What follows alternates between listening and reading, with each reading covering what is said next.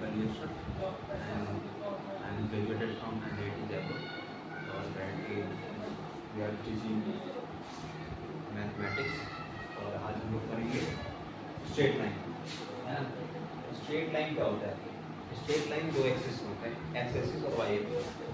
आज हम लोग पढ़ेंगे कि एंगल बिटवीन टू लाइन्स क्या होता है, कि दो लाइन के बीच में कितने एंगल्स कैसे निकालेंगे। अगर दो स्ट्रेट लाइन है उनके बीच में एंगल कैसे निकालेंगे। अगर ये अल्फा है तो उनके बीच में ये अल्फा एंगल कैसे निकालेंगे, ठीक है। तो उसके लिए एक तरीका है, देखते हैं। ये एक्स एक्सिस है, ये वाई एक्सिस, ये एक्स एक्सिस है और ये वाई एक्सिस है। तो अब ये एक लाइन है, ये एक लाइन है, ठीक है। मान लीजिए परपेंडिकुलर नहीं है, बट ये इसके बीच में ये एंगल बना रहा है अल्फा और ये एंगल बना रहा है बीटा, और ये हमारा एंगल है थीटा। तो बीटा ये हो गया बीटा। तो अगर ये थीटा है तो इन दोनों के बीच में एंगल क्या है? थीटा है। अब हमें कैसे पता करेंगे? मान लेते हैं कि इसका स्लोप m1 है और इसका स्लोप m2 है। तो m1 क्या होता है? जो x एक्सिस से कितना एंगल बना रहा है वो हमारा स्लोप हो जाएगा। तो ये हो जाएगा tan अल्फा। और m2 कितना हो जाएगा? x एक्सिस से कितना एंगल बना रहा है पॉजिटिव x एक्सिस से, वो हो गया हमारा बीटा। m2 = tan बीटा, ठीक है। अब देखेंगे दोनों के बीच में एंगल है, बट एंगल तो दो है, एक थीटा है और ये भी तो एंगल है इन दोनों के बीच में।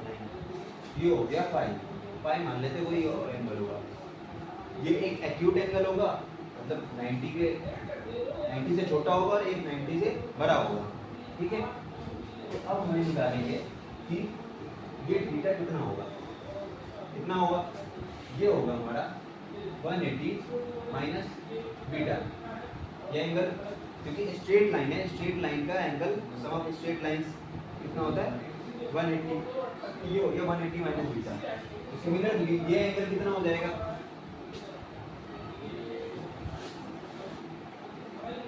ये एंगल हो जाएगा हमारा alpha plus 180 minus beta plus ये वर्टिकली अपोजिट एंगल है। ये एंगल कितना होगा? ये भी थीटा ही होगा, ठीक है। तो ये हमें अब ये ट्रायंगल बन गया। तो sum of all angles of triangles कितना होता है? 180 डिग्री। ये हो जाएगा alpha plus 180 minus beta plus theta equals to 180। अब इसको सिंप्लीफाई करेंगे तो क्या आएगा? Alpha plus 180 minus beta plus theta 180 से 180 कट गया। कितना हो गया? Theta equal to beta minus alpha, ठीक है। अब देखेंगे बीटा माइनस अल्फा हो गया। दोनों तरफ tan लगाएंगे अगर, तो tan theta equals to tan beta minus alpha, ठीक है। अब सिमिलरली अब इसको तोड़ेंगे, tan बीटा माइनस अल्फा। अभी क्या बताया कि tan बीटा, इसका फॉर्मूला क्या होता है कि tan beta minus tan alpha upon 1 plus tan alpha into tan beta, ठीक है। तो कितना हो गया? tan थीटा की वैल्यू हमारी हो गई ये। अब tan अल्फा और tan बीटा क्या है? यहाँ पे स्लोप है, इस लाइन का स्लोप है, सॉरी इस लाइन का स्लोप है tan अल्फा और इस लाइन का स्लोप है tan बीटा। कितना हो जाएगा? tan beta equal to m2, इसको हमने m2 बोला है, स्लोप की लाइन m1 बोला है। तो m2 माइनस m1 अपॉन 2 कैसे? 1 होगा ना, 1 plus tan beta, tan alpha कितना है? m1 इनटू tan बीटा कितना है? m2। कितना हो गया? m2 minus m1 upon 1 plus m1 m2। tan theta की वैल्यू हो गई हमारी स्लोप के टर्म्स में m2 minus m1 upon 1 plus m1 m2, ठीक है। तो हमारा ये जो भी अगर एंगल निकालना होगा दोनों लाइन के बीच में थीटा, तो हमारा tan थीटा की वैल्यू हो गई स्लोप के टर्म्स में m2 माइनस m1। ठीक है, सिमिलरली अब देखेंगे इन दोनों के बीच में एक एग्जांपल लेके देखेंगे।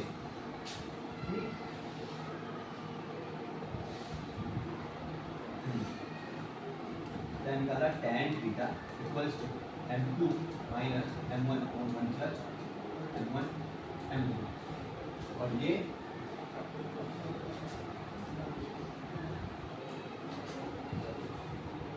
ठीक है, ये अल्फा ये बीटा था, तो थीटा और फाई है, तो थीटा निकल गया। फाई कैसे निकालेंगे? फाई कैसे निकालेंगे? फाई निकालने का ये भी स्ट्रेट लाइन है, sum of straight line, sum of angles, all angles of straight line is equal to 180 degree. ठीक है, तो कितना हो जाएगा? tan 180 minus theta equals to tan phi. सही है, तो कितना हो जाएगा? 180 माइनस थीटा, 180 माइनस थीटा। मैंने जैसे कि बताया कि अगर ये फर्स्ट क्वाड्रेंट है, जैसे एंड क्वाड्रेंट है, ये थर्ड क्वाड्रेंट है और ये फोर्थ क्वाड्रेंट है, तो इसमें ऑल क्या, all after school to college, तो ए से इसमें ऑल पॉजिटिव होगा। एस स्कूल, तो एस से इसमें सिर्फ साइन और सेक, इसका अपोजिट सेक पॉजिटिव होगा।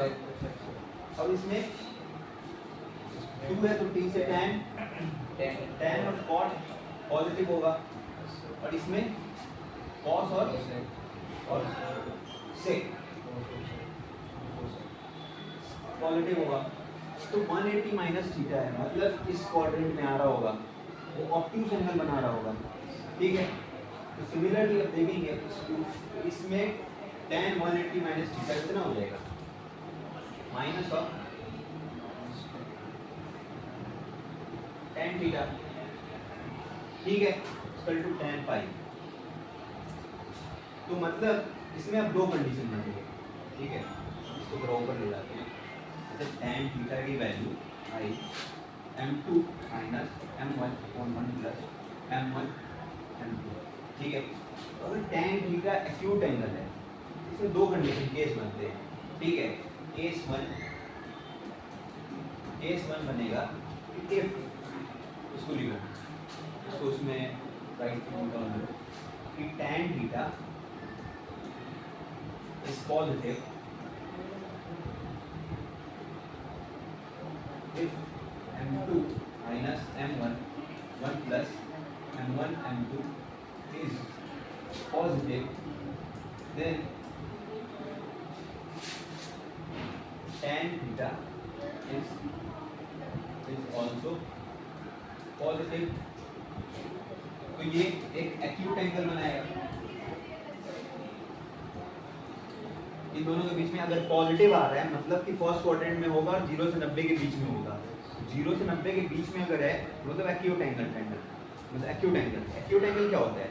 0 से 90 के बीच में अगर एंगल है तो उसको एक्यूट एंगल बोलते हैं। ठीक है, अगर सिमिलरली केस 2 लिखो, case 2 if m2 minus m1 on 1 plus m1 m2 is negative, then tan theta is also negative।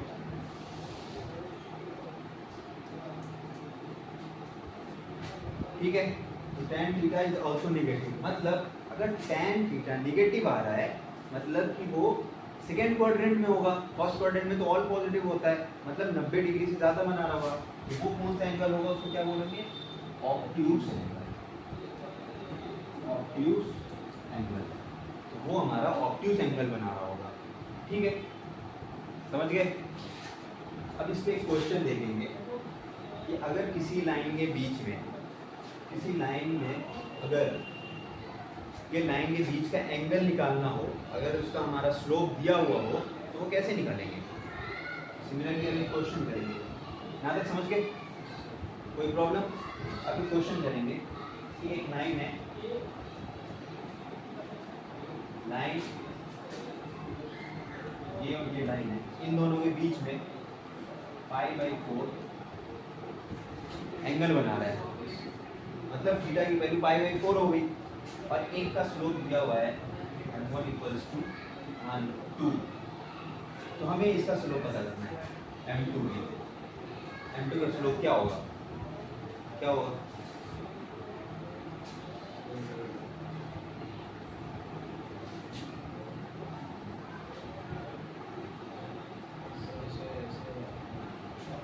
Sir ये वो है पैरेलल है तो ये इक्वल हो जाएगा, ये वाला भी एंगल इक्वल हो जाएगा। ये वाला भी एंगल इक्वल हो जाएगा, ठीक है। π/4 कितना एंगल होता है, कितना? 22 वैल्यू नहीं पूछ रहा हूँ, डिग्री कितना एंगल, कितना एंगल बना रहा हूँ डिग्री में। π/4 कितना, 1 पाई की वैल्यू डिग्री में कितनी होती है 180 डिवाइडेड बाय 4। तो ये कितना 4 से 180 कटेगा कितने बार में, 45 बार। 4 × 5 4 × 16 + 2 180, ठीक है। तो ये हो जाएगा 45 डिग्री, ठीक है। अब इसके बीच में एंगल 45 डिग्री है, ठीक है। और एक का स्लोप दिया हुआ है 2 और दूसरे का स्लोप निकालना है हमें, तो कैसे निकालेंगे? अभी जैसे कि हमने निकाला tan थीटा, अगर दो लाइन के बीच में एंगल है tan थीटा, तो a m2 - m1/1 + m1 m2, ये लिख लो, इम्पोर्टेंट है, ठीक है। लिख लिया ना? तो अब हमें थीटा की वैल्यू पता है कि 45 डिग्री है, एक का स्लोप पता है कि m2 की वैल्यू 2 है, तो दूसरा m1 निकलेगा, निकल जाएगा, निकालो।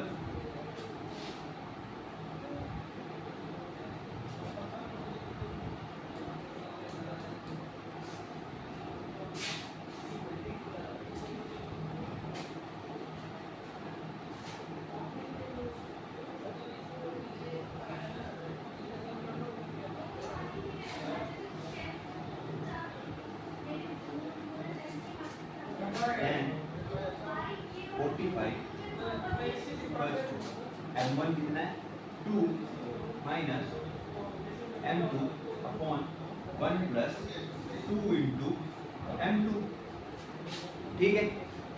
यहाँ पे tan 45 की डिग्री की कितनी वैल्यू होती है 1,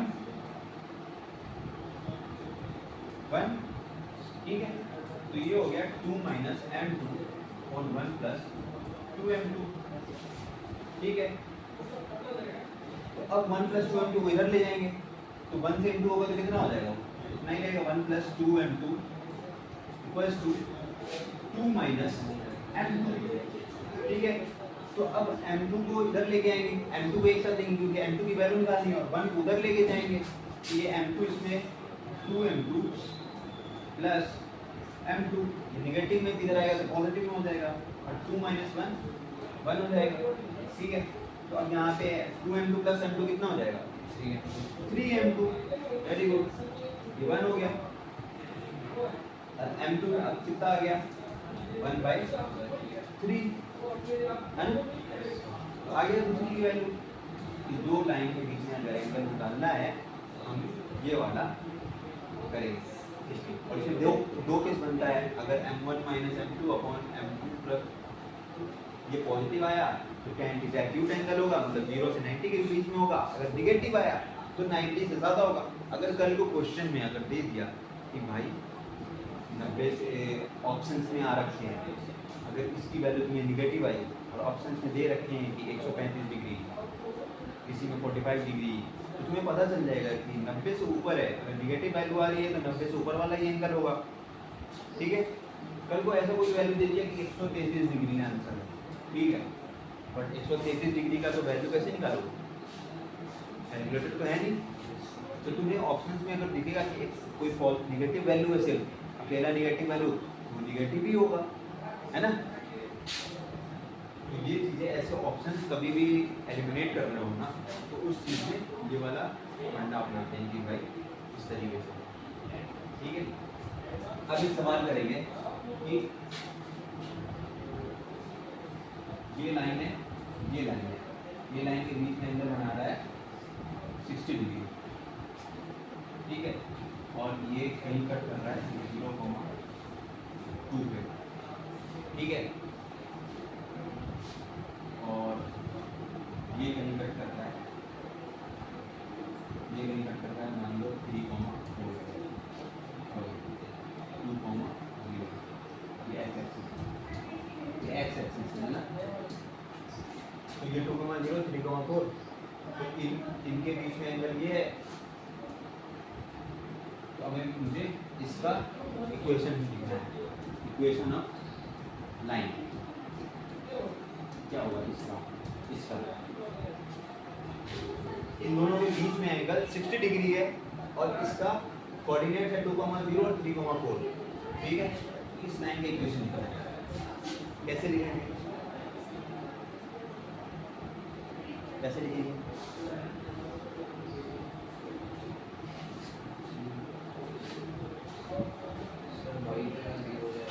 y यहाँ पे 0 हो जाएगा, है?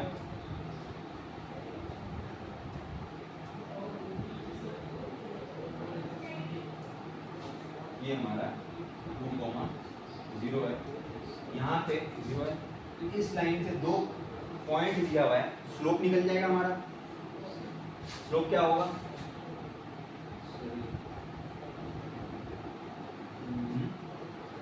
स्लोप हमारा हो जाएगा, दो लाइन है, 4 y2 minus y1 upon x2 minus x1, इससे स्लोप निकल जाएगा m1, ठीक है, तो y2 क्या है यहाँ पे, अगर इसको y2 लेते हैं 4 माइनस 0 अपॉन x कितना 3 माइनस 2 इंटू m1, कितना हो जाएगा 3 माइनस 2 1, m1 हो गया 4,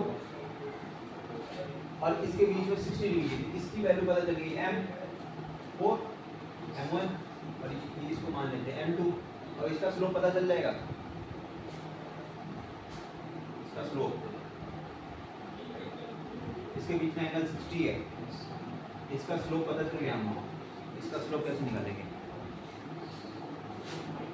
दो लाइन के बीच में एंगल है, if two lines are intersect each other and the angle between the line is 60 degree, then the value of another, then the slope, value of slope of another line. अभी तो बताया tan theta m1 minus m2 on 1 plus m1 m2 होगा, ठीक है, यहाँ से हमें slope आ जाएगा, थीटा की वैल्यू कितनी है 60 है, थीटा की वैल्यू 60, tan 60, m1 की वैल्यू हमारी आ गई 4 माइनस m2 1 प्लस 4 m2, ठीक है, तो अब हो गया tan 60 की वैल्यू कितनी होती है,